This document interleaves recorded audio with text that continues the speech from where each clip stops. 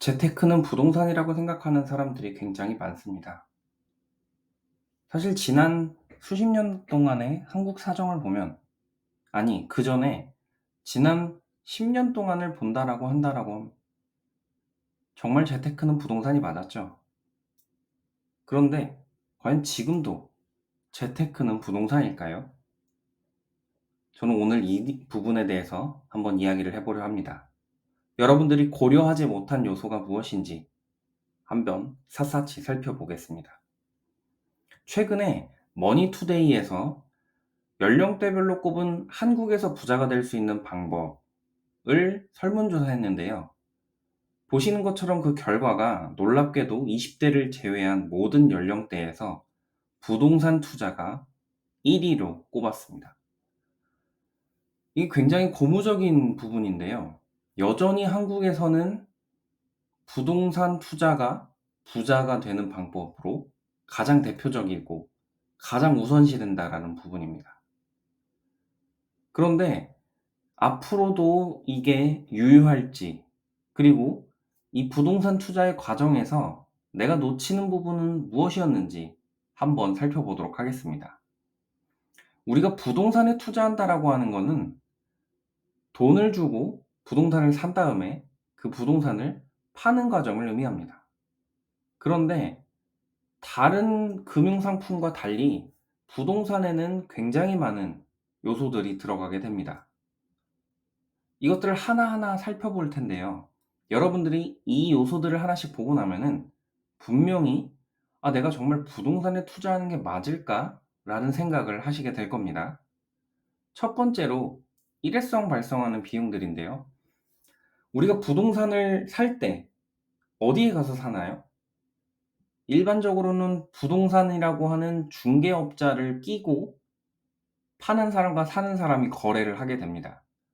이 과정에서 부동산 중개 수수료를 지불하게 되는데 이게 보통 0.4%입니다. 재밌는 것은 이 부동산 수수료는 내가 부동산 살 때도 내지만 팔 때도 지불하게 됩니다. 그렇기 때문에 사실 0.4%가 아니라 곱하기 2, 두 번을 하니까 0.8%로 계산을 해야 된다는 거죠. 그 다음으로는 부동산이라고 하는 재화를 취득했을 때 내는 취득세가 있습니다. 요율이 조금씩 다르기는 하지만 저는 지금 가장 뜨거운 서울의 아파트 중위가격을 계산했을 때 3.3% 정도로 여러분들이랑 이야기를 해보려 합니다. 참고로 취득세를 계산하는 것은 간단하게 네이버에서도 할 수 있는데요.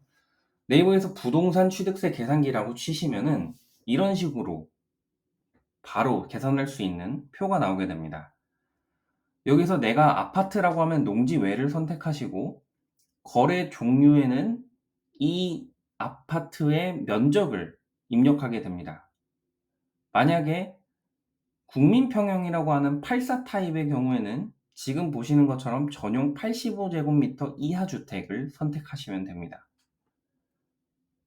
그렇게 거래 금액을 입력하고 나면은 이런 식으로 즉시 그 세율에 맞게 계산이 되게 됩니다. 물론 이 부동산 취득세 계산기만을 신뢰하시면 절대 안 됩니다. 부동산은 취득을 하는 그 과정의 세율이 복잡하기 때문에 내가 1주택자인지 아니면 다주택자인지, 그리고 취득하려고 하는 부동산이 투기 과열 지구인지 아닌지에 따라서 여러 가지 변수들이 있습니다. 그렇기 때문에 아래에 있는 것처럼 위텍스나 국세청에 있는 계산기를 통해서 자세하게 살펴보시기 바랍니다. 필요한 경우에는, 저 같은 경우에는 실제로 그 지자체에 있는 부동산과에 전화를 해서 저는 이러이러한 부동산을 샀고 어떠한 상황인데 제 예상 취득가액이 얼마인가요? 라고 문의를 하기도 했습니다. 그러면은 담당 공무원분께서 굉장히 친절하게 알려주시니까 그렇게 하시는 방법도 있습니다. 자, 그 다음에 대출 이자가 있죠. 우리가 부동산을 살 때 그냥 내 생돈을 지불하는 사람들은 거의 없습니다. 대부분은 은행이나 다른 금융기관에서 대출을 받아서 레버리지를 일으켜서 투자를 하게 됩니다. 이 이자율은 금융기관별로 조금씩 다르지만 현재 촬영을 하는 2025년 6월 기준에 부동산 담보대출 이자율이 약 4%이기 때문에 지금 영상에서는 4%로 가정해서 이야기를 계속 이어나가겠습니다. 마지막으로 기회비용이 있습니다. 이게 어떤 거냐? 앞서 말씀드린 것처럼 우리가 부동산을 구매할 때는 내가 실제로 내는 돈과 대출을 내게 됩니다. 그런데 이 실제로 내가 모은 돈은 부동산이 아니면 다른 어딘가에 투자가 되어 있을 돈이겠죠. 이 돈의 투자처는 그 투자처가 어디냐에 따라 수익률이 다르지만 지난 20년간 주식시장의 연평균 수익률이 한국은 약 6%고 미국은 약 8%이기 때문에 기회비용의 수익률을 6에서 8%로 가정을 했습니다. 자, 그래서 이러한 비용들을 여러분들이 다 따져보신 이후에 내가 부동산을 투자하는 것이 맞는지 아닌지를 살펴보셔야 됩니다. 그렇지 않으면은 내가 부동산을 15억에 사서 20억에 팔았다라고 해도 이렇게만 보면 시세 차익이 5억이니까 엄청난 금액을 남겼네 라고 볼 수 있지만 사실은 대출이자랑 기회비용을 고려하고 세금까지 내고 나면 시세 차익은 마이너스 수준이라는 거라도 볼 수 있죠. 이 부분을 제가 표로 조금 더 자세하게 보여드릴 텐데요. 자, 여기까지 이해가 되지 않은 부분이 있다라고 하면은 여러분들이 영상을 다시 앞으로 돌리셔서 어떤 부분이 내가 놓치고 있었는지 이 부분을 잘 모르겠다라고 하는 거를 다시 한번 보시고 그럼에도 불구하고 조금 더 이해가 필요하다라고 하시면은 댓글을 남겨주시면은 답변 드리도록 하겠습니다. 자, 그러면은 실제로 내가 부동산을 살 때 그리고 팔 때 어떤 비용들을 내게 되는지를 따져보도록 하겠습니다. 자, 지금 보시는 것처럼 가장 왼쪽에는 항목들이 있고요. 그리고 가운데 내가 살 때 내는 돈들이 있고 끝에는 내가 팔 때 내는 돈들이 있습니다. 자, 15억 원에 내가 부동산을 샀다라고 하면은 즉시 부동산 복비와 취득세를 내게 됩니다. 이 일회성 비용이 5,500만 원 정도고요. 내 돈 9억 원에 대해서 기회비용이 6% 정도가 있다라고 보고 대출 이자 4%를 적용하게 되면은 연간 기회비용은 약 7,800만 원 정도 발생하게 됩니다.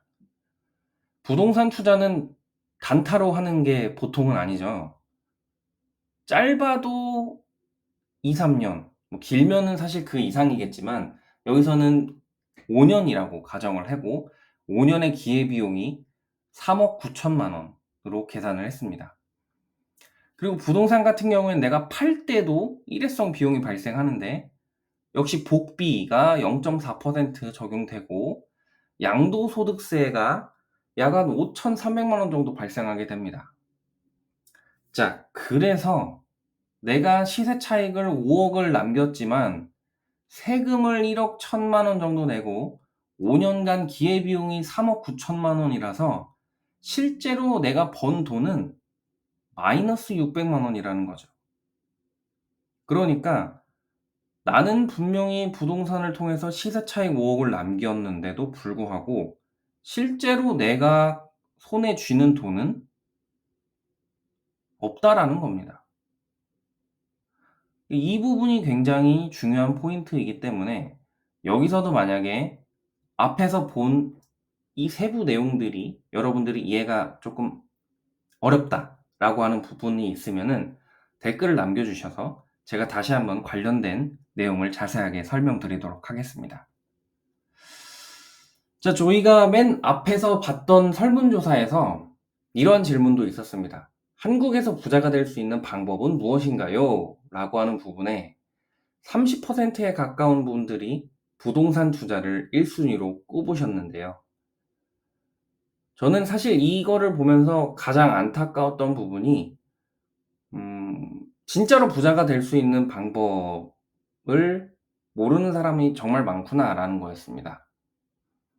상속이나 증여도 받을 수 있는 분들은 받겠지만 사실 대부분의 사람은 상속이나 증여와는 거리가 멀겠죠. 복권 같은 경우도 10%나 선택을 하셨는데요.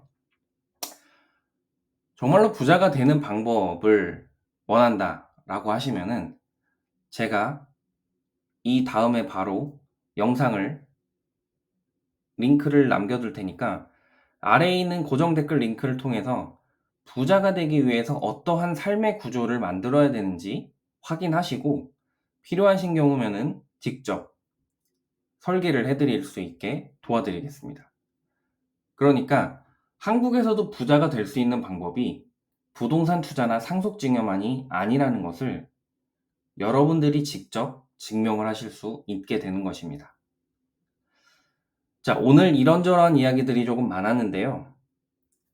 혹시라도 이해가 조금 어려우셨던 부분이 있다라고 하면은 여러분들이 댓글을 통해서 남겨주시고 제가 답변 혹은 그것과 관련된 영상을 통해서 다시 한번 좀 더 자세하게 설명을 드리는 시간을 가져보겠습니다. 그럼 저는 또 좋은 콘텐츠로 찾아오도록 하겠습니다. 감사합니다.